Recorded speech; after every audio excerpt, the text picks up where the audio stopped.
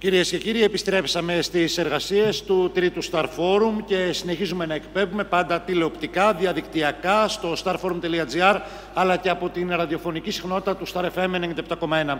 Να ευχαριστήσω και όλους όσους βρίσκεστε εδώ μαζί μας. Στο πάνελ συζήτησης που ακολουθεί και συντονίζει η Ιωάννα Καραγιάννη, θα ενημερωθούμε για το παρελθόν, το παρόν, αλλά και το μέλλον των Ελλήνων της πόλης, της Ήμβρου και της Τενέδου. Το φλέγον ζήτημα είναι να διατηρηθούν αλλά και να αυξηθούν οι Έλληνες που διαβιούν στην πόλη σήμερα, που είναι περίπου 2.000, αλλά και στην Ήμβρο και στην Τένεδο, που είναι περισσότεροι από 600. Ιδιαίτερο ενδιαφέρον παρουσιάζει ο τρόπος ζωής τους και η συμβίωσή τους με τους Τούρκους. Ιωάννα, ο λόγος σε σένα και στους καλεσμένους σου. Σπύρο, σε ευχαριστούμε πολύ. Χαίρετε κυρίες και κύριοι. Σήμερα θα μιλήσουμε για την Κωνσταντινούπολη, την πόλη που κλείνει στους κόλπους της την ιστορία όλου του ελληνισμού. Συχνά την αποκαλούμε Βασιλεύουσα, Βυζάντιο, Νέα Ρώμη. Θα μιλήσουμε όμως και για τα δύο νησιά μας, την Ήμβρο και την Τένεδο, καθώς μαζί με την πόλη αποτελούν τις περιοχές οι οποίες με βάση τη συνθήκη της Λοζάνης το 1923 εξαιρέθηκαν από την ανταλλαγή. Έτσι, οι Έλληνες που ζούσαν εκεί δεν έφυγαν και ακολούθησαν αυτά που ακολούθησαν στη συνέχεια, τα οποία όσα μπορέσουμε σήμερα στο χρόνο που έχουμε θα αναλύσουμε. Έχουμε τη χαρά και τη τιμή να φιλοξενούμε στο Star Forum 2025 τον Σεβασμιότατο Μητροπολίτη Ήμβρου και Τενέδου, τον κύριο Κύριλλο, επίσκοπο του Οικουμενικού Πατριαρχείου, ο οποίος ταξίδεψε από την Κωνσταντινούπολη, ζει στην Ήμβρο και σήμερα είναι κοντά μας και σας ευχαριστούμε πάρα πολύ. Τον κύριο Νικόλαο Ουζούνογλου, πρόεδρο της Οικουμενικής Ομοσπονδίας Κωνσταντινουπολιτών και ομότιμο καθηγητή στο Εθνικό Μετσόβιο Πολυτεχνείο. Καλώς ήρθατε, κύριε καθηγητά. Ευχαριστώ. Τον κύριο Αντώνη Φιλιππίδη, πρόεδρο του Συνδέσμου της Πατριαρχικής Κατασκήνωσης Πεδοπόλεως, ο οποίος επίσης ταξίδεψε από την πόλη, έφτασε εχθές για να παρευρεθεί επίσης στο συνέδριό μας. Καλώς ήρθατε, σας ευχαριστούμε για το μακρινό ταξίδι. Σας ευχαριστώ. Τον κύριο Γιώργο Παπαθεοδόρου, πρόεδρο του Συλλόγου Ιμβρίων Αθηνών. Γεννήθηκε, μεγάλωσε στην Ήμβρο, ζει στην Αθήνα. Σας ευχαριστούμε πάρα πολύ. Και τον κύριο Λευτέρη Κτιστάκη, ο οποίος συνδέεται, έχει ασχοληθεί, βουλευτής της Βιωτίας, έχει ασχοληθεί με τα ακίνητα, με την περιουσία γενικότερα των Κωνσταντινουπολιτών. Σας ευχαριστούμε πολύ. Σεβασμιότατε, θα ξεκινήσω από εσάς. Στην πρωτεύουσα του νησιού της Ήμβρου, την Παναγία, εδρεύει η Ιερά Μητρόπολης Ήμβρου και Τενέδου του Οικουμενικού Πατριαρχείου. Είστε ιεράρχης των δύο νησιών. Ζείτε, πηγαινοέρχεστε Κωνσταντινούπολη, Ήμβρο, Τένεδο, ανάλογα με τις υποχρεώσεις σας. Θα θέλαμε έτσι παραστατικά, όσο μπορείτε και επιγραμματικά, να μας δώσετε την εικόνα του σήμερα, στις περιοχές αυτές. Καταρχάς, να σας ευχαριστήσουμε για την πρόσκληση και την δυνατότητα της συμμετοχής σε αυτό το φόρουμ. Να χαιρετήσω από καρδιάς όσους παρευρίσκονται, αλλά και τους τηλεθεατές του καναλιού. Η Ήμβρος και η Τένεδος είναι ένας ιστορικός τόπος, πονεμένος μεν, αλλά ιστορικός τόπος, και παρά τις οποιασδήποτε κατά καιρούς συνθήκες που επικρατούν, εμείς αγωνιζόμαστε και προσπαθούμε εκεί να είμαστε πάντα η συνέχεια, να αποτελούμε την συνέχεια, τη συνέχεια της ρωμιοσύνης, του γένους, της πίστης, της Εκκλησίας, του πολιτισμού, της ρωμαϊκής κουλτούρας, όλων εκείνων που αποτελούν την ταυτότητα του Ρωμιού. Και έτσι λοιπόν θεωρούμε ευλογία από το Θεό το ότι είμαστε εκεί για να μπορέσουμε να διακονήσουμε ουσιαστικά όλα τα ιερά, τα υψηλά και τα ιδεώδες του γένους μας σε αυτούς τους χώρους που μπορεί κάποια στιγμή να άλλαξαν χέρια, αλλά δυστυχώς ούτε η γη αλλάζει, ούτε ο ουρανός αλλάζει και πολύ περισσότερο δεν αλλάζει η καρδιά των ανθρώπων. Σας ευχαριστούμε πολύ. Θα επανέλθουμε. Έχουμε να πούμε πάρα πολλά. Κύριε καθηγητά, κύριε Ουζούνογλου, είστε πρόεδρος της Οικουμενικής Ομοσπονδίας Κωνσταντινουπολιτών. Γεννηθήκατε στη Χαλκιδόνα. Εκεί πρωτοπήγατε σχολείο και στη συνέχεια στο ζωγράφιο, γυμνάσιο. Πετύχατε μεταξύ των πρώτων στο Κρατικό Πολυτεχνείο της Κωνσταντινούπολης, από όπου αποφοιτήσατε και συνεχίσατε βέβαια τις σπουδές σας. Το 2011 τιμηθήκατε από τον Οικουμενικό Πατριάρχη, τον κύριο Βαρθολομαίο, με το οφίκιο του προστάτη των γραμμάτων. Θα θέλαμε μαζί σας να ξεκινήσουμε με μια ιστορική αναδρομή και με την οργανωμένη επίθεση που εξαπέλυσε ο τουρκικός όχλος υπό την καθοδήγηση της κυβερνήσεως τότε Μεντερές εναντίον της ευημερούσης ελληνικής κοινότητας τότε της Κωνσταντινουπόλεως στις 6 και 7 Σεπτεμβρίου του 1955, τα γνωστά Σεπτεμβριανά, κύριε καθηγητά. Ευχαριστώ πολύ. Για να κάνουμε μια σύντομη ιστορική αναφορά, θα πρέπει να δούμε και πιο γενικά το θέμα. Ο ελληνισμός της Ανατολής, η Ρωμιοσύνη, απεδείχθη ότι δύο χώρες σε σύντομο χρονικό διάστημα τις έχει μετατρέψει, τις έχει αναπτύξει σε ένα πολύ υψηλό επίπεδο. Και αναφέρομαι το εξής, ότι το 1850 η Οθωμανική Αυτοκρατορία ζούσε στη Μεσαίωνα και όταν φτάσαμε το 1914 πριν από τον πόλεμο, η Οθωμανική Αυτοκρατορία, τα τμήματα που ζούσαν οι Έλληνες και οι Αρμένοι μαζί, είχε αναπτυχθεί πάρα πολύ. Δυστυχώς οι εξελίξεις ανέτρεψαν όλη αυτή την πορεία την θετική. Και από την άλλη πλευρά, μετά από το 1922, αυτό το στοιχείο του ελληνισμού της Ανατολής που όσο επιβίωσε και ήρθε στην Ελλάδα, την δημιούργησε τη σύγχρονη Ελλάδα. Μην το ξεχνάμε αυτό και πρέπει να το τονίσουμε, ότι σήμερα η Ελλάδα, το ότι βρίσκεται εντός της Ευρωπαϊκής Ένωσης, οφείλεται κυρίως σε αυτό το στοιχείο. Η Ελλάδα, που ήταν η πιο καθυστερημένη χώρα των Βαλκανίων με την Αλβανία, μετατρέπει μέσα σε μερικά χρόνια σε μια σύγχρονη χώρα χάρη σε αυτό το δυναμικό. Και αυτό σε τι οφειλόταν? Οφειλόταν στο υψηλό επίπεδο της παιδείας που είχε αναπτυχθεί υπό τη στέγη του Οικουμενικού Πατριαρχείου και με όλους τους οργανισμούς που είχε, τους συλλόγους. Λοιπόν, δυστυχώς το 55 που αναφέρεστε είναι ένας κρίκος της αλυσίδας και η αλήθεια είναι ότι και μετά από τη Λοζάνη από το 1923 η ίδια η νοοτροπία ότι ο οποιοσδήποτε δεν δέχεται να ταυτιστεί με αυτό που θέλουν να τον επιβάλλουν, θέλει να διατηρήσει την παράδοσή του, θέλει να διατηρήσει τον πολιτισμό και τη θρησκεία του, αυτά που ανέφερε ο Σεβασμιότατος, ήταν εν δυνάμει επικίνδυνος. Και δυστυχώς συνέβη αυτό το 1955 και πρέπει να πούμε το εξής, επειδή είναι και στην επικαιρότητα στις ειδήσεις τα γεγονότα που εκτελήσονται σήμερα στην Τουρκία. Το 1946 το Λαϊκό Ρεπουμπλικανικό Κόμμα είχε συντάξει μία έκθεση στην οποία μιλούσε ότι πρέπει να εορταστούν τα 500 χρόνια από την άλωση χωρίς την παρουσία των Ρωμιών στην Κωνσταντινούπολη.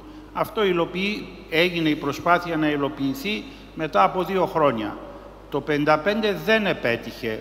Γιατί η κοινοτική οργάνωση που πάντοτε είχε το Οικουμενικό Πατριαρχείο και όλες οι κοινότητες είχε διατηρηθεί στην πόλη, συγκρατήθηκε και βλέπουμε η αποχώρηση από την πόλη ήταν λίγη σχετικό. Εκείνο το οποίο όμως σχεδιάστηκε πάλι από το ίδιο κόμμα, το Λαϊκό Ρεπουμπλικανικό Κόμμα, το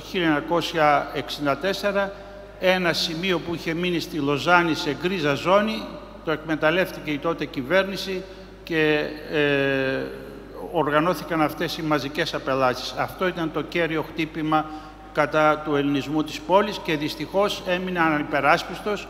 Όλες οι χώρες οι οποίες είχαν υπογράψει τη συνθήκη της Λοζάνης συμπεριλαμβανομένους και της ελληνικής πολιτείας ουσιαστικά δεν έπραξαν τίποτα.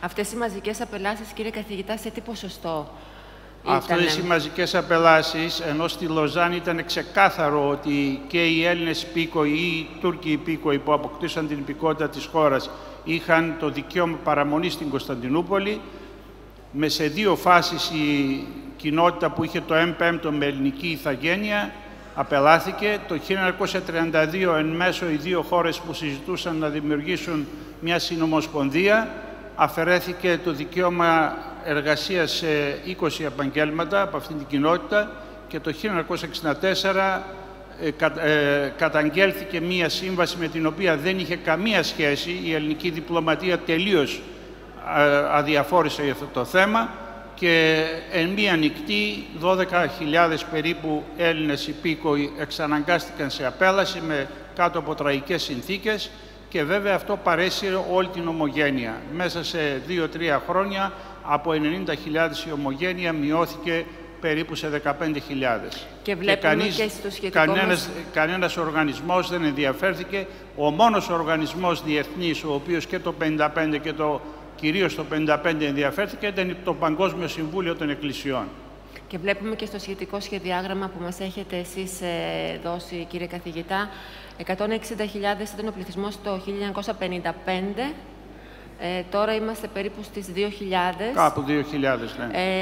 Μια οργανωμένη επίθεση τότε με λαιλασίες, με χιλιάδων επιχειρήσεων, σπιτιών. Ο κύριος μηχανισμός που δούλεψε ήταν το εξής. Το 1962, ενώ μεταξύ των δύο χωρών οι σχέσεις πάλι είχαν βελτιωθεί, υπήρχε επισκέψεις από τον Πρωθυπουργό, τον Κωνσταντίνο Καραμανλή κτλ. Το 1962 τον Νοέμβριο, επί Πρωθυπουργίας του Ισμέτ Ινουνού, ο οποίος ήταν ο πρόεδρος του Λαϊκού Ρεπουμπλικανικού Κόμματος, ιδρύεται μια επιτροπή επί μειονοτήτων. Αυτή στο καθήκον δεν είχε καμία σχέση με τις μειονότητες. Ήταν το πώς θα αφανίσει τις μειονότητες. Κατέστρωσε το σχέδιο για την Ήμβρο και την Τένεδο που θα τα ακούσουμε και επίσης για την πόλη. Και οι απελάσεις, αλλά δεν ήταν και τα διοικητικά μέτρα. Το τραγικό ήταν ότι αυτή η Επιτροπή ήταν υπεράνω εξουσιών, όλων των εξουσιών, δικαστικών. Οι δικαστές πολλές φορές αναγκαζόντουσαν μέχρι το 2003-2004, που άλλαξε η κυβέρνηση στην Τουρκία, να μην δικάζουν με τον νόμο. Είχαν εντολή για εθνικούς λόγους να μην εφαρμόζουν τον νόμο της ίδιας της χώρας. Κύριε καθηγητά, δύο λόγια για το έργο και τον σκοπό της δημιουργίας της Οικουμενικής Ομοσπονδίας που ηγείστε Κωνσταντινουπολιτών. Αυτή είναι η Ομοσπονδία των εκπατρισμένων Ελλήνων της Κωνσταντινούπολης. Σήμερα το 98% του πληθυσμού που έπρεπε να ζει στην πόλη είναι εκπατρισμένο. Και αυτό το διαλαλούμε προς όλες τις κατευθύνσεις. Και θεωρούμε βάσει του διεθνούς δικαίου, αλλά και το συμφέρον της ίδιας της Τουρκίας, ότι πρέπει να επιβιώσει αυτή η κοινότητα.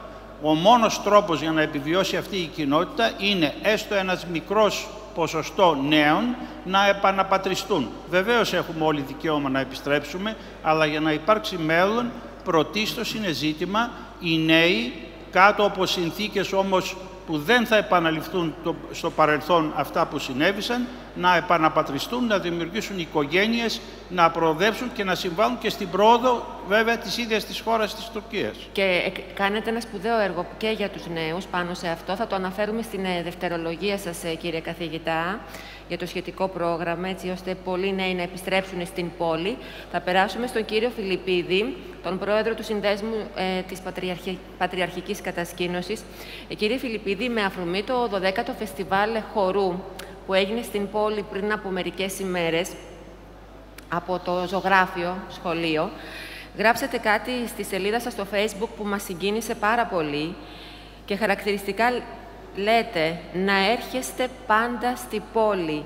Από 2.000 που είμαστε, γίναμε έστω και για ένα τριήμερο 5 με 6.000. Περνάς από το πέραν και ακούς μόνο ελληνικά. Να έρχεστε πάντα, να δίνουμε ηχηρό μήνυμα ότι είμαστε εδώ και δίνουμε παρόν δυνατό. Κύριε Φιλιππίδη, τι να πούμε για αυτά τα λόγια τα οποία αντικατοπτρίζουν πραγματικά το συναίσθημα και την πεποίθηση του απανταχού ελληνισμού. Και θα ήθελα έτσι από καρδιάς να μας πείτε για αυτά τα λόγια που γράψατε. Θέλω να σας ευχαριστήσω καταρχήν για τη δυνατότητα του Δήματος σε αυτό το πολύ σημαντικό συνέδριο που οργανώνεται, έτσι ώστε να μπορέσουμε να δείξουμε κι εμείς τα θέματα της Ρωμιοσύνης στην Κωνσταντινούπολη και όχι μόνο. Αυτά τα λόγια που έγραψα στο Facebook δίνουν μία εικόνα την οποία έζησε ο κύριος καθηγητής στα νεανικά του χρόνια, αλλά και ο κύριος πρόεδρος του Συλλόγου των Ιμβρεωτών στα νεανικά του χρόνια. Περνώντας στο ταξίμι, στην πλατεία Ταξιμιού, στο Πέραν, να ακούς ελληνικά. Είμαστε λίγοι, όπως λέει ο Παναγιώτατος Πατριάρχης μας, αλλά αμέτρητοι. Μαζί με εσάς, όλους τους επισκέπτες της Ελλάδας, που πραγματικά σας παρακαλώ εκ βάθηκων της καρδιάς μου, σε κάθε δυνατότητα που έχετε να επισκέφτεστε την πόλη των πόλεων, γινόμαστε ακόμη πιο πολύ και έτσι δυναμώνει το ελληνικό στοιχείο, το οποίο επί χιλιατηρίδες είναι παρόν και θα είναι παρόν στο μέλλον. Ως πατριαρχική κατασκήνωση νέων στην Κωνσταντινούπολη βλέπουμε και τις σχετικές εικόνες πίσω μας από την κατασκήνωση για να καταλαβαίνουν και οι τηλεθεατές μας και ο κόσμος που παρευρίσκεται εδώ. Τον σκοπό, λοιπόν, της Παιδοπόλεως, να μας πείτε, κύριε Φιλιππίδη. Προσπαθούμε κι εμείς, όπως ακριβώς είπε και ο Σεβασμιότατος Μητροπολίτης Ήμβρου και Τενέδου, να διατηρήσουμε τη συνέχεια του ελληνισμού στην πόλη. Ξέρετε, τα παιδιά δένονται με τη γενέτειρά τους όταν εξελίσσουν αναμνήσεις. Οι αναμνήσεις είναι αυτές οι οποίες δένουν κάθε άνθρωπο στον τόπο γέννησή τους. Αν δεν μπορέσουμε να δίνουμε στα παιδιά μας τρόπο να ζήσουν παιδικές και να φτιάξουν παιδικές αναμνήσεις, θα χαθούν, δεν θα θυμούνται πλέον τη γενέτειρά τους. Μαζί και σε συνεργασία πολύ στενή με την ΙΟΜΚΟ, δέχοντας εθελοντές από Ελλάδα και από άλλα μέρη του κόσμου, Έλληνες, Ρωμιούς, προσπαθούμε να κάνουμε ό,τι μπορούμε, να προσφέρουμε ένα καλοκαιρινό πρόγραμμα γεμάτο αναμνήσεις στα δικά μας τα παιδιά, παιδιά ορθόδοξα του εξωτερικού, όπως π.χ. ελληνικών κοινοτήτων της Ρωμανίας, τα οποία φιλοξενήσαμε πέρσι, για να μπορέσουμε πρώτον να ενισχύσουμε την ελληνομάθεια των παιδιών, να συνηθίσουν να μιλάνε αναμεταξύ τους, να είναι σε επαφή αναμεταξύ τους, όσο καταλαβαίνετε, σε μια πόλη των 20 εκατομμυρίων, όπου υπάρχουν μόνο 2.000 Έλληνες, οι οποίοι είναι διασκορπισμένοι σε όλη την επικράτεια της Κωνσταντινούπολης, είναι αδύνατο τα παιδιά να βρεθούν αναμεταξύ τους σε ένα χώρο, να συγκεντρωθούν εκτός το χώρο του σχολείου. Οπότε η κατασκήνωση όχι μόνο τα δίνει, τα προσφέρει ένα τέτοιο χώρο, αλλά εκτός του δικού του σχολείου, στο οποίο βρίσκονται, τα δίνει την δυνατότητα να συνεργαστούν, να έρθουν σε επαφή και να φτιάξουν φιλίες μαζί με όλα τα παιδιά τα οποία ζουν στην πόλη. Περίπου ο αριθμός των παιδιών που συγκεντρώνονται στις κατασκηνωτικές περιόδους και σε ποια περιοχή είναι, βέβαια. Και... Ναι, είναι βασικά... Δεν μπορούμε να μην το αναφέρουμε αυτό. Να ξεκινήσω λίγο με την περιοχή, γιατί πραγματικά είναι πάρα πολύ σημαντικό. Η κατασκήνωση στεγάζεται στην Πατριαρχική Μονή Μεταμορφώσεως του Χριστού, στην Ίσο Πρώτη των Πριγκιπονήσων. Έχει ιδρυθεί, τα αγαπημένα πανέμορφα πριγκιπόνησά μας.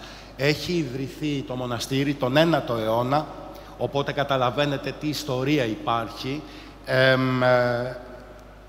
Επί του Πατριάρχη ή επί του Οικονομάχου Λέων του 5ου του Αρμενίου, ο οποίος βρίσκεται και ενταφιασμένος στον χώρο της Μονής. Όλοι μας γνωρίζουμε τον αυτοκράτορα Ρωμανό τον Διογέννη, ο οποίος είναι και αυτός ενταφιασμένος εκεί, οπότε έχουμε έναν δεύτερο πάρα πολύ ιστορικό τάφο. Μιλάμε τώρα για μια ιστορία 1000 και πάνω ετών, στον οποίο στεγάζεται η Παιδόπολη. Το 1937 έχει ιδρυθεί ως κατασκήνωση στο χώρο, όχι στο χώρο αυτό, αλλά η κατασκήνωση ως κατασκήνωση έχει ιδρυθεί το 1937. Το 1952 μεταφέρθηκε στον χώρο της Ιεράς Μονής και έκτοτε είναι ενεργή και προσφέρει διακοπές σε όλες τις γενιές των Κωνσταντινουπολιτών. Και τον αριθμό των παιδιών μας ενδιαφέρει να ακούσουμε. Ορίστε. Τον αριθμό των παιδιών είναι πολύ σημαντικό. Ναι, η χωρητικότητα της Μονής, δυστυχώς, εκεί που θα μπορούσε να είναι πολύ πιο μεγάλη, επαρκείται μόνο στα 60 παιδιά. Έχουμε χώρο για 60 παιδιά, 60 κοπέλες, 60 αγόρια, τα οποία είναι διαχωρισμένα σε διαφορετικές πτέρυγες του μοναστηριού. Δυστυχώς πρέπει να γίνουν ανακαινιστικές εργασίες λόγω της σεισμοπληξίας της περιοχής, έτσι ώστε να μπορέσουμε να ανεβάσουμε τη χωρητικότητα και να μπορέσουμε να προσφέρουμε σε πιο πολλά παιδιά ιδανικές συνθήκες καλοκαιριού. Ευχαριστούμε πολύ, πάρα πολύ, κύριε Φιλιππίδη, και εύχομαι να το πράξετε αυτό, να το πετύχετε. Πριν περάσω στον κύριο Παπαθεοδόρου, θα παρακαλούσα τους συνεργάτες μου στο control, αν είναι έτοιμοι να παίξουν το βίντεο έναρξης για την Ήμβρο, έτσι ώστε να μπούμε λίγο και στο πνεύμα του νησιού της Ήμβρου. Και κύριε Παπαθεοδόρου, αφού δούμε τις εικόνες, αν είμαστε έτοιμοι να ξεκινήσουμε.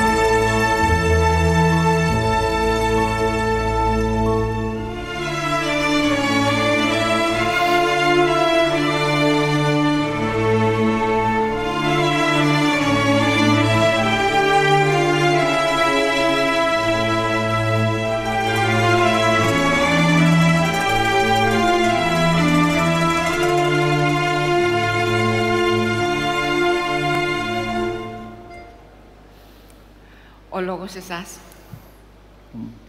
Ας ευχαριστήσουμε και εμείς, ο Σύλλογος Ιμβρίου και ο Σύμβρη, που μας δίνετε τη δυνατότητα. Εγώ θα σας κάνω μία σύντομη ιστορική αναδρομή, το τι συνέβη στην Ήμβρο και πού έχουμε φτάσει σήμερα.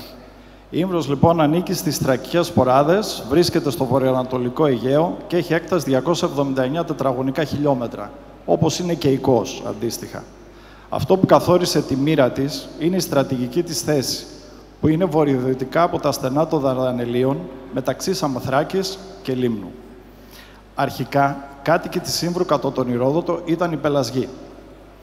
Το όνομα Ήμβρος λέγεται ότι το πήρε από την τοπική καρική θεότητα Ήμβραμος. Στον 5ο αιώνα π.Χ. η Ήμβρος είναι απικία των Αθηνών και στέλνονται εκεί Αθηναίοι κληρούχοι. Η Ήμβρος εκείνη την περίοδο θεωρείται Δήμος Αθηναίων εν Ήμβρο. Επί Ρωμαϊκής, Βυζαντινής και Οθωμανικής Αυτοκρατορίας, οι Ήμβροι έπρεπε να επιβιώσουν, αφού συνεχώς έφτανε κάποιος επίδοξος κατακτητής. Ανέπτυξαν έτσι διαπραγματευτικές δεξιότητες και τη δυνατότητα προσαρμογής στις εκάστοτε νέες συνθήκες.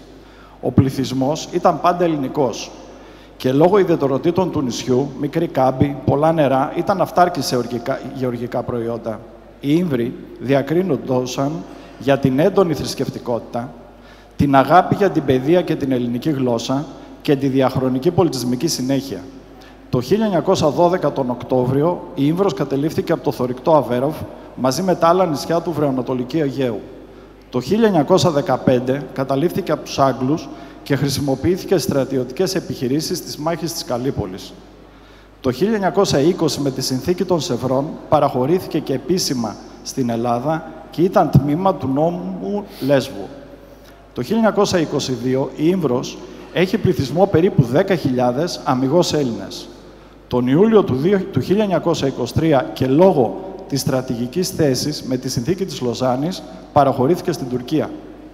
Λόγω όμως του αμιγώς ελληνικού πληθυσμού και με το άρθρο 14 παραχωρήθηκε με καθεστώς ειδικής διοίκησης από τον αυτόχρονο πληθυσμό. Το 1927 ψηφίστηκε ο νόμος 1151 περί τοπικής αυτοδιοίκησης των νήσων, με τον οποίο ουσιαστικά καταργήθηκαν οι αυτοδιοικητικές ρυθμίσεις της Λοζάνης και απαγορεύτηκε η διδασκαλία της ελληνικής γλώσσας. Το 1942 κλείνουν τα μοναστήρια, δεσμεύεται η περιουσία τους και μετά μερικά χρόνια γίνεται η πρώτη προσπάθεια επικισμού. Τη δεκαετία του 50 υπάρχει μια αναλαμπή και χαρακτηρίζεται η χρυσή δεκαετία της Ήμβρου, αφού υπάρχει ανεκτικότητα από τις αρχές, επιτρέπεται η διδασκαλία της ελληνικής γλώσσας, ανοίγουν παντού ελληνικά δημοτικά σχολεία, ενώ στην πρωτεύουσα, την Παναγιά, ανοίγει γυμνάσιο, η κεντρική σχολή Ήμβρου, όπου φοιτούν εκατοντάδες Ιμβριοτόπουλα και πολλοί από αυτούς σπουδάζουν και σήμερα είναι επιφανείς προσωπικότητες, όπως ο Οικουμενικός Πατριάρχης Κύριος Βαρθολομαίος, λαμπροί επιστήμονες και επιχειρηματίες. Δυστυχώς, το 1964 ξεκινάει το πρόγραμμα διάλυσης, με βάση το οποίο κλείνουν τα ελληνικά σχολεία, απολωτριώνεται σχεδόν το σύνολο της έφορης καλλιεργήσιμης γης, πάνω από το 90%, ανοίγουν αγροτικές φυλακές στο μεγαλύτερο χωριό της Ήμβρου και δημιουργείται κλίμα τρομοκρατίας με βιοπραγίες, ενώ επιβάλλεται καθεστώς στρατιωτικής ζώνης, που σημαίνει περιορισμό στις μετακινήσεις και απαγόρευση εισόδου σε αυτούς που δεν έχουν την τουρκική υπηκότητα, παρά με όνομη οδική άδεια, ενώ ανοίγει και στρατόπεδο δίπλα στο χωριό Γλυκή. Στην Ήμβρο επικρατεί κατάσταση πανικού και όλοι θέλουν να φύγουν. Το 1966 όλες οι κοινότητες αποφασίζουν ότι θα πρέπει να εγκαταλείψουν το νησί και να αναζητήσουν ένα ασφαλή τόπο για ομαδική εγκατάσταση. Συγκροτείται Πανημβριακή Επιτροπή με προύχοντες της Ήμβρους και επιφανείς Ήμβριους του εξωτερικού, προεξέχοντος του Αρχιεπισκόπου Βορείου και Νοτιού Αμερικής κ. Ιακώβου. Ο Αρχιεπίσκοπος αλληλογραφούσε με τον δάσκαλο Λάζαρο Λαζαρίδη, στον οποίο έγραφαν «Σας συγκετεύουμε, βοηθήστε μας, πάρτε μας από εδώ». Ο Αρχιεπίσκοπος τους παρότρινε να μείνετε στην Ήμβρο, δεν πρέπει να την εγκαταλείψετε την Ήμβρο. Και ο Λάζαρος, η διαχρονική φωνή της πληγωμένης Ήμβρου, το απαντάει σε ένα γράμμα. «Νησιώτες χωρίς θάλασσα, γεωργοί χωρίς χωράφια, κτηνοτρόφοι χωρίς σπιθαμή γης για βοσκοτόπια, Έλληνες χωρίς ελληνικά και χριστιανοί περιορισμένοι στους 4 τοίχους των ενοριακών μας εκκλησιών, γιατί δεν μπορούμε να βγούμε από τα χωριά μας. Πώς να ζήσουμε?» Και κάπως έτσι άρχισε η αναγκαστική φυγή και ο ξεριζωμός. Το 1973 το όνομα του νησιού μετονομάζεται σε Γεωξέαντα, ουράνιο νησί. Η Ήμβρος αδειάζει και από ένα πληθυσμό σχεδόν 6.000 γηγενών κατοίκων το 1964 πλέον έχει 2.000 κατοίκους. Το 1974 μετά το Κυπριακό υπάρχει νέο κύμα τρομοκρατίας και φόβου και δημιουργείται ένα νέο κύμα φυγής. Ο πληθυσμός πλέον έχει πέσει κάτω από 1.000 κατοίκους. Ενώ λόγω στρατιωτικής ζώνης ελάχιστοι έρχονται τα καλοκαίρια και πλέον σβήνει σιγά-σιγά. Στην Ήμβρο έχουν πλέον μείνει 300 ηλικιωμένοι να φυλάνε θερμοπύλες. Το 1988 οι γηγενείς Ήμβροι είναι λιγότεροι από το 5% του πληθυσμού. Αλλά μετά τον Νταβός και τη βελτίωση των ελληνοτουρκικών σχέσεων, πλέον πάβει το καθεστώς στρατιωτικής ζώνης που υπάρχει στην Ήμβρο. Σιγά-σιγά, ακόμα και οι Ήμβροι που δεν έχουν την τουρκική υπηκότητα, έχουν τη δυνατότητα να επιστρέφουν. Έτσι, τα καλοκαίρια δειλά-δειλά αρχίζουν να επιστρέφουν κάποιοι Ήμβροι, να φτιάχνουν τα εγκατελειμμένα σπίτια τους, να κάνουν τα πανηγύρια τους και να θυμούνται και πάλι την Ήμβρο. Το 1991 εξελέγεται Οικουμενικός Πατριάρχης ο κύριος Βαρθολομαίος, ο Ιμβριολάτρης, ο οποίος έχοντας μεγάλη αγάπη για την Ήμβρο, πρωτοστατεί κάθε χρόνο να επιστρέφουν όλο και περισσότεροι Ήμβροι. Το 2003 ανεβαίνει στην εξουσία της Τουρκίας ο Ρετζέπ Ταγίπ Ερντογάν, ο οποίος έχει μια στάση θετική και ανεκτική απέναντι στις μειονότητες.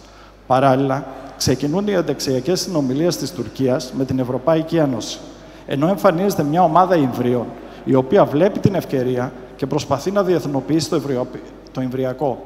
Και πράγματι, το καταφέρνει.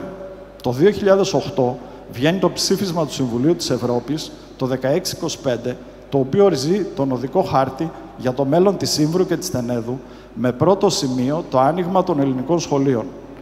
Ορίζει να πάμε σε μια διαπολιτισμικότητα σε αυτό το νησί και να δοθεί δυνατότητα στους Ιμβρίους να επιστρέψουν.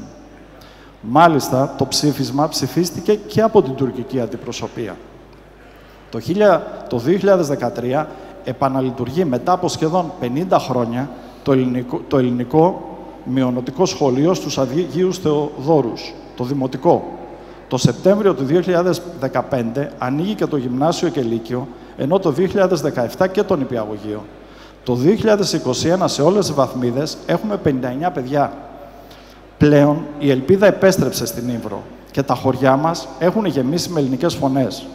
Ο ελληνικός πληθυσμός από 167 κατοίκους το 2005 πλέον είναι πάνω από 500 κατοίκους και πλησιάζει τον αριθμό των 600. Πολλοί από αυτούς έχουν ανοίξει επιχειρήσεις και απασχολούνται με τον τουρισμό. Πλέον έχουμε 41 αποφύτους και ατονίζουμε το μέλλον με αισιοδοξία. Βέβαια, δεν σημαίνει ότι όλα μας τα προβλήματα έχουν επιλυθεί, αφού ο αγώνας μας είναι διαρκής. Ευχαριστούμε πάρα πολύ και επειδή η ελπίδα έχει επιστρέψει στην Ήμβρο, θα παρακαλούσα τους συνεργάτες μου στο κοντρόλ να ετοιμάσουν και να παίξουμε το βίντεο της Κωνσταντίνας Μπακάλη. Επειδή ο χρόνος τρέχει, θα πρέπει να αλλάξουμε λίγο το σχεδιάγραμμά μας. Να ακούσουμε μία Ήμβρια Ελληνίδα, η οποία έχει φοιτήσει στο σχολείο, έτσι απόφοιτο στο σχολείο της Ήμβρου. Της Ήμβρου. Τι έχει να μας πει? Παρακαλώ πολύ, αν είμαστε έτοιμοι. Έφυγα από την Αθήνα ένα κορίτσι 16 χρονών που θεωρούσε ότι το εμπορικό δίκαιο και ο κλάδος της διαπραγμάτευσης ήταν το μέλλον μου και η Ήμβρος ο πιο εύκολος δρόμος να το κατακτήσω. Σήμερα, 3 χρόνια μετά, μπορώ και μιλάω για ανθρώπινα δικαιώματα. Έχω αποκτήσει άποψη για τις ελληνοτουρκικές σχέσεις και με έχουν απασχολήσει ζητήματα που απασχολούν τη διεθνή κοινότητα. Και όλο αυτό το χρωστάω στην Ήμβρο. Λέμε ότι οι άνθρωποι πεθαίνουν μόνο όταν τους ξεχάσουμε. Σε μια συζήτηση με τον κύριο Χριστοφορίδη, σε ένα διοικητικό του συλλόγου μας, είχαμε πει ότι άμα το δούμε αναλογικά, το δικό μας το νησί δεν θα πεθάνει ποτέ. Και εμείς εδώ σήμερα αποτελούμε τη μεγαλύτερη απόδειξη αυτού.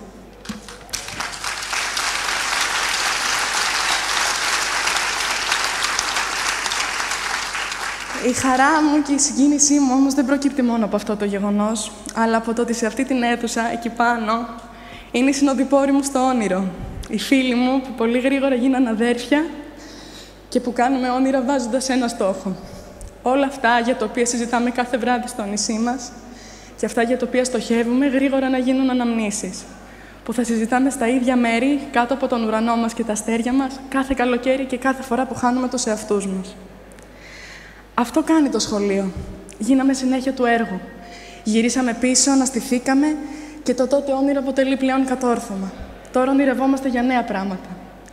Και στοχεύουμε για τα περισσότερα, για τα πολλά. Ευχαριστούμε πάρα πολύ την Κωνσταντίνα. Κύριε Κτιστάκη, συνδέεστε με την Κωνσταντινούπολη. Ως προς τα ελληνικά περιουσιακά στοιχεία των Ελλήνων εκεί. Τι ακριβώς λοιπόν συμβαίνει, να μας πείτε στον τομέα αυτόν? Ναι. Καλημέρα καταρχάς όλοι και ευχαριστώ πάρα πολύ για την πρόσκληση. Και λίγο πιο κοντά, αν μπορείτε, στο μικρόφωνο. Ναι. Ευχαριστώ πάρα πολύ για την πρόσκληση και ήταν και χαρά μου γιατί βλέπω και κάποιους γνωστούς, κάποιους από τους οποίους ήξερα από πριν, όπως τον καθηγητή Ουζούνογλου. Ακούσαμε στο βίντεο και είπε ο κ. Παπαθεοδόρου τη συμβολή του Συμβουλίου της Ευρώπης όσον αφορά τα σχολεία, με διάφορα ψηφίσματα. Το Συμβούλιο της Ευρώπης όμως, μέσω του Ευρωπαϊκού Δικαστηρίου των Δικαιωμάτων του Ανθρώπου, το οποίο αποτελεί όργανό του, έχει συμβάλει καθοριστικά και στο θέμα των περιουσιών, είτε των ιδιωτών είτε των βακουφίων. Εστιάζοντας στα βακούφια, τα οποία θα λέγαμε ότι ήταν τα ιδρύματα, αυτά που σήμερα στην Ελλάδα λέμε ιδρύματα, ήταν ένας και είναι ένας πολύ σημαντικός παράγων της ελληνικής κοινότητας και θα έλεγα ότι είναι και ένας τρομερά σημαντικός συνδετικός κρίκος αυτής. Τι γινόταν με λίγα λόγια για να είμαστε κατανοητοί. Τα βακούφια ήταν τόσο σημαντικά, τα οποία προστατεύονται ρητά από τη συνθήκη της Λοζάνης, από τα άρθρα 40 επόμενα της συνθήκης της Λοζάνης. Με ένα νόμο του 1935 και ακολούθως και μια δήλωση που έπρεπε να γίνουν από τα βακούφια το 1936, περιόρισε, θα λέγαμε, η Τουρκία την περιουσία των βακουφίων. Δηλαδή, όσα ακίνητα αποκτούνταν εκ των υστέρων, δεν αναγνώριζε τα ιδρύματα αυτά ως κυρίους, ως ιδιοκτήτες. Αυτό με διάφορους νόμους και με διάφορες αποφάσεις του Ανωτάτου Δικαστηρίου της Τουρκίας.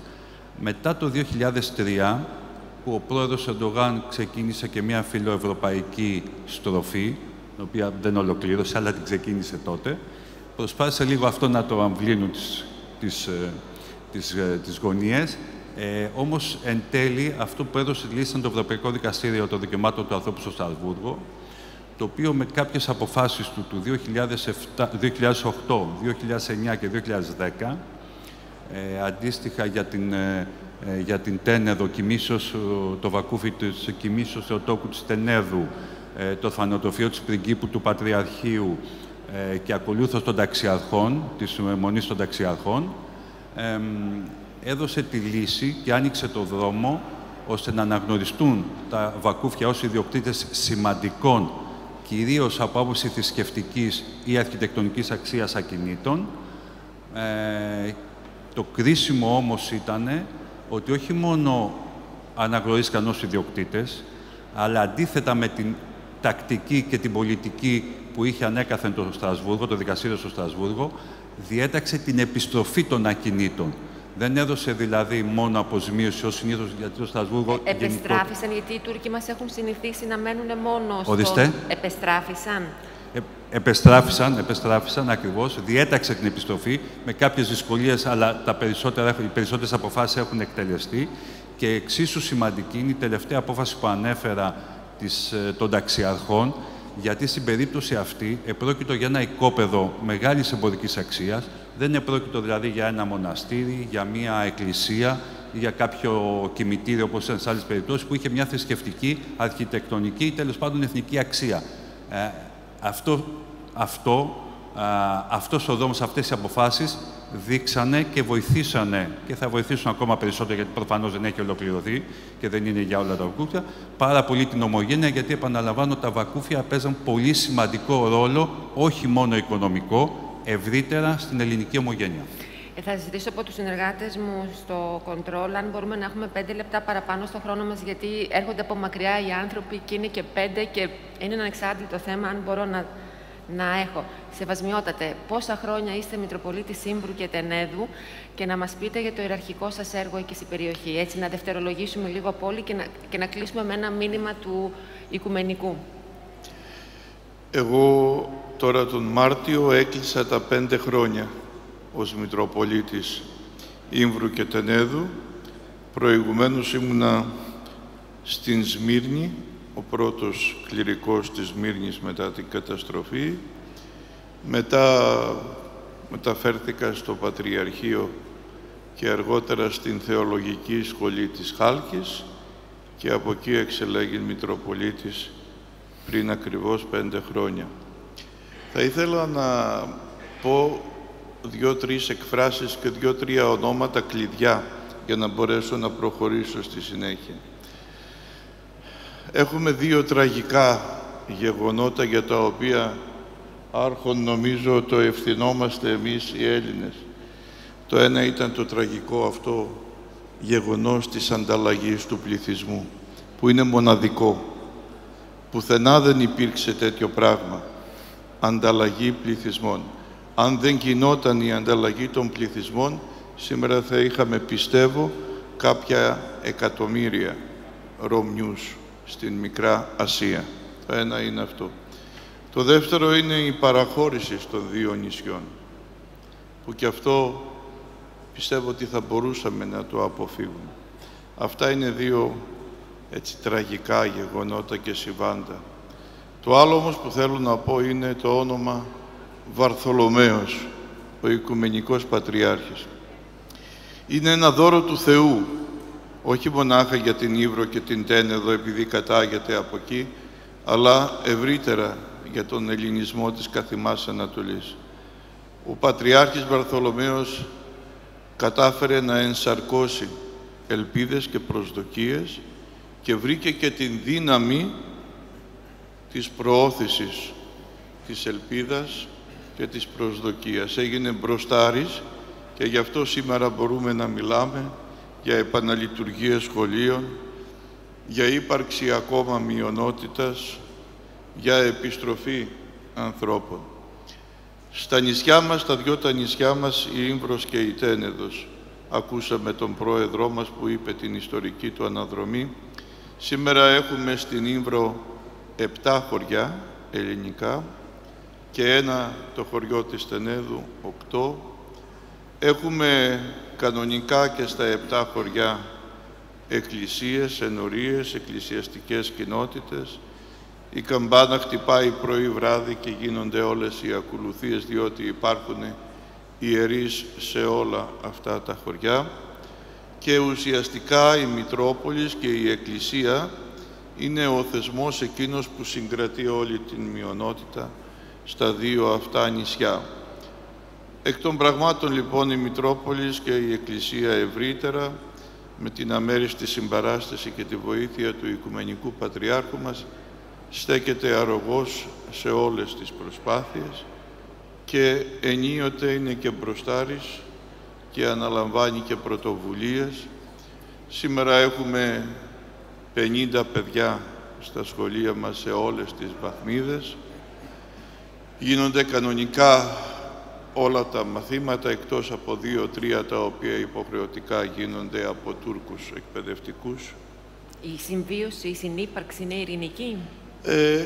Είναι ειρηνική, εξαρτάται βέβαια από τις σχέσεις των δύο κρατών ενίοτε που επηρεάζουν δυστυχώς και την δική μας εκεί συνύπαρξη.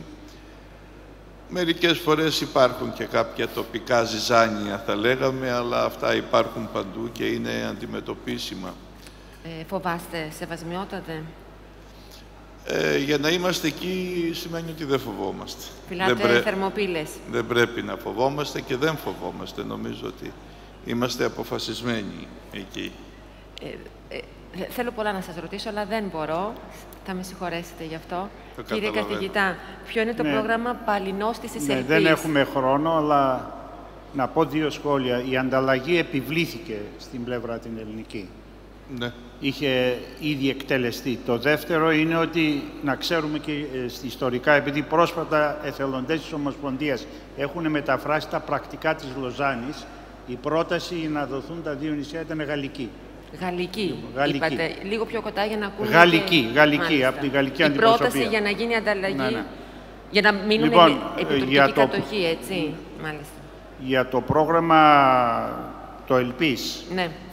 Αυτό έχει μια προσπάθεια της Ομοσπονδίας με πολλούς τρόπους. Προσπαθεί πρώτα απ' όλα να ξυπνήσει στη νέα γενιά την ιδέα της Κωνσταντινούπολης, την ιδέα του ελληνισμού της Ανατολής, και έχει διάφορες δράσεις, στις οποίες συμπεριλαμβάνουν υποστήριξη νέων οικογενειών για ένα διάστημα, χωρίς να πάμε σε μια επιδοματική πολιτική, αλλά να υποστηρίξουμε τη δημιουργία οικογενειών στην πόλη.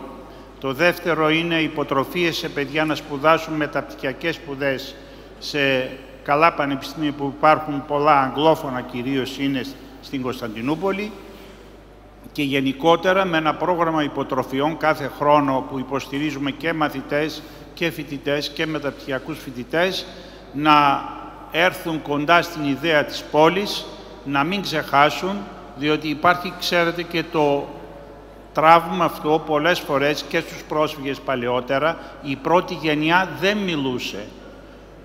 Αυτό και στους Κωνσταντινούπολιτες εν μέρει ισχύει, και να ανατρέψουμε αυτή τη στιγμή η Ομοσπονδία επικοινωνεί με περίπου 1.000 νέους σε μόνιμη βάση, τους ενημερώνει συνέχεια τις εξελίξεις, οργανώνει εκδρομές, οργανώνει εθελοντικές αποστολές. Οι εθελοντές μας έχουν προσφέρει σε πάρα πολλά, και μόνο το θέμα του σεισμού που υπάρχει ο κίνδυνος, ο Θεός να φυλάξει, να μην γίνει, μια ομάδα δούλεψε και ενημέρωσε όλα τα ιδρύματα μας εκεί. Και επίσης θέλω να τονίσω αυτό, και ευχαριστούμε τον κύριο Λευτέρη Κτιστάκη που είναι πάντοτε μαζί μας, αλλά το μείζον θέμα για την πόλη και το στίχημα είναι η τύχη του Ιδρύματος Βαλουκλή. Το Βαλουκλή έχει τη μεγαλύτερη περιουσία των Ιδρυμάτων και δυστυχώς από το 1991 κατά των νόμων της ίδιας της Τουρκίας δεν γίνονται εκλογές. Και αυτή τη στιγμή σε μεγάλο βαθμό έχει αποξενωθεί αυτό το ίδρυμα από την ελληνική κοινότητα. Και δυστυχώς και η ελληνική πολιτεία δεν έχει σταθεί στο ύψος των πραγμάτων. Δεν θα έπρεπε να πιέζει ως προς αυτή την κατεύθυνση? Θα έπρεπε. Κύριε Φιλιππίδη, επιγραμματικά με 3 λέξεις, ως Κωνσταντινουπολίτης μεταξύ σας στις συζητήσεις στην πόλη, τι ονειρεύεστε όταν συζητάτε? Κυρίως, τι λέτε για το μέλλον σας? Έτσι, με 2 λόγια.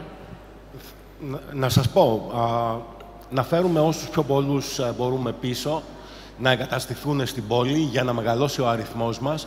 Γι' αυτό συνεργαζόμαστε πάρα πολύ στενά με την ΙΟΜΚΟ, από τον επιχειρηματικό κόσμο, προσφέροντας όσο γίνεται είτε θέσεις εργασίας, είτε προσπαθούμε να βρούμε θέσεις εργασίας έτσι ώστε να μπορέσουν να εγκαταστηθούν, να δελεάσουμε τους εθελοντές φέρνοντας κοντά τους στη γενέτειρα των πατέρων τους.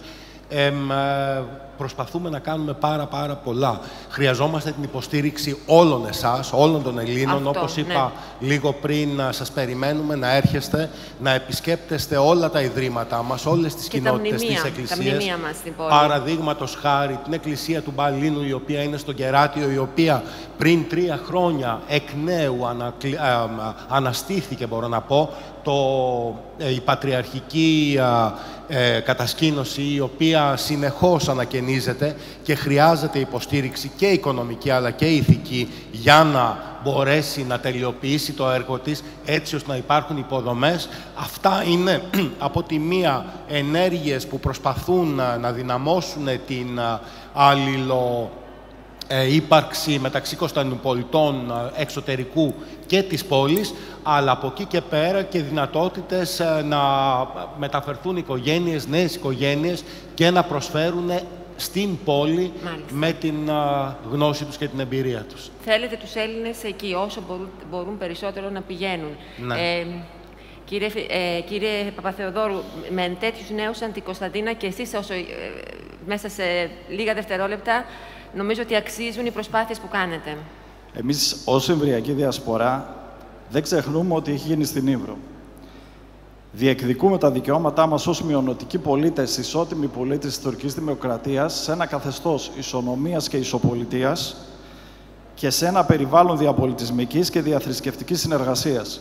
Ονειρευόμαστε να δημιουργήσουμε στην Ύβρο τις κατάλληλες συνθήκες, ώστε τα παιδιά να παραμείνουν εκεί, να κάνουν τις επιχειρήσεις, να κάνουν τις οικογένειές τους, να γίνουν το παράδειγμα ώστε να επιστρέψουν και άλλοι νέοι να δημιουργήσουν εκεί επιχειρήσεις και οικογένειες, έτσι ώστε να αυξηθεί ο πληθυσμός μας και να καταφέρουμε να κρατάμε ανοιχτές τις εκκλησιές μας και πάντα να διατηρούμε την πολιτισμική μας κληρονομιά, που είναι αυτό που θέλουμε. Και να πάμε και σε δεύτερο σχολείο.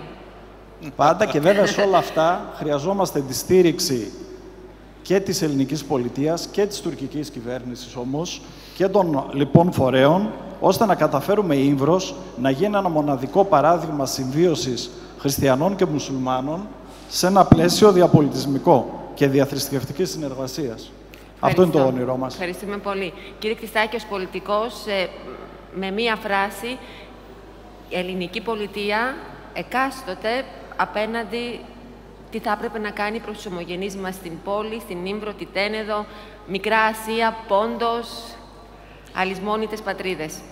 Εγώ δεν θα επαναλάβω, θα παραπέμψω σε όσα είπαν οι προηγούμενοι συνομιλητές μου που τα ξέρουν πολύ καλύτερα τι πρέπει να γίνει για να τονωθεί το ελληνικό στοιχείο ή και να επιστρέψει. Ο καθηγητής ο Ζούνογλου είπε και συγκεκριμένες προτάσεις. Μάλιστα, προηγουμένως, μιλώντας απ' έξω πριν ξεκινήσουμε, μου έθιξε και ένα άλλο ζήτημα ο κύριος καθηγητής, το οποίο δεν το είχα υπόψη μου και το οποίο μπορεί να λύσει η ελληνική πολιτεία προς αυτή την κατεύθυνση. Ωραία. Θα πω όμως κάτι έτσι για να νομίζω κλείσουμε λίγο πιο εύθυμα. Υπάρχουν και πράγματα που γίνονται και δεν λέγονται. Μάλιστα, το κρατάμε. Θα κλείσουμε με 1 λεπτού βίντεο από τον Πατριάρχη μας. Ναι, μεν μιλάει για την Ύβρο, είναι το βίντεο λήξης προς τους συνεργάτες μου, όμως όπου Ύβρος βάζουμε όλες τις αλυσμόνητες πατρίδες και την Κύπρο μας. Παρακαλώ. Εμείς δεν πιστεύουμε, δεν πιστέψαμε ποτέ ότι και η Ύβρος θα προσθεθεί στην αλυσίδα των χαμένων πατρίδων. Αυτό εξαρτάται από μας και κυρίως από εσάς τους νέους.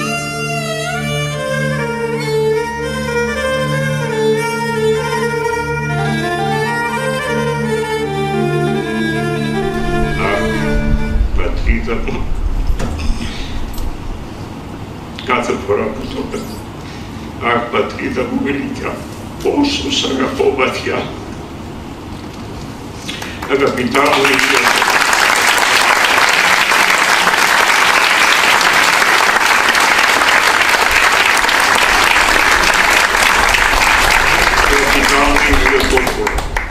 συγχωρήσατε με τη συγκίνηση και τον έντονο συναισθηματισμό, αλλά όσο ζω και αναπνέω, όπως έλεγε και ο συνονόματός μου ο Βαρθολομαίος, δεν θα εκείνος έλεγε, δεν θα ξεχάσω κτλ. Εγώ δεν θα σταματήσω ποτέ να μιλώ για τα όσα ζήσαμε οι Ήμβροι, για τα παθήματα, τον διωγμό, τις αδικίες, τον ξεριζωμό από τα χώματά μας, την καταδίκη και την αναγκαστική προσφυγιά. Αυτά τα μάτια ώσπου να κλείσουν θα βλέπουν μπροστά τους τα όσα έγιναν και το στόμα αυτό θα μιλά για το άδικο της Ιμβριακής Ρωμιοσύνης και θα ζητεί την επιστροφή όλων των Ιμβρίων και ημών των απογόνων τους στον φυσικό τους τόπο, στη γη των πατέρων τους, εκεί όπου είδαμε το φως, όπου μεγαλώσαμε και προκόψαμε, εκεί όπου παίξαμε και τραγουδήσαμε στην πατρίδα που μας εχάρισε μοναδικά και ανεπανάληπτα βιώματα. Μπορεί να πείτε ο Πατριάρχης είναι ονειροπόλος, αυτά που λέγει είναι ουτοπίες, είναι αυταπάτες, έστω, αλλά και αυτά ομορφαίνουν τη ζωή μας. Για μας η Ήμβρος είναι η γη της Επαγγελίας.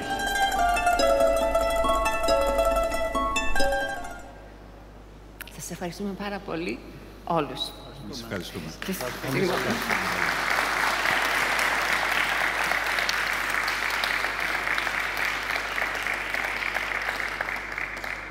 Να ευχαριστήσουμε την Ιωάννα Καραγιάννη και τους εκλεκτούς προσκεκλημένους. Οι τοποθετήσεις σας πραγματικά μας έδωσαν τροφή για σκέψη και σχολιασμό. Και θα καλέσω τώρα στο βήμα τον Σεβασμιότατο Μητροπολίτη Ήμβρου και Τενέδου, τον κύριο Κύριλλο, για να τιμηθεί για την προσφορά του στον ελληνισμό από τον Διευθύνοντα Σύμβουλο του Σταρ Κεντρικής Ελλάδας, Γιώργο Σιμόπουλο. Σεβασμιότατε.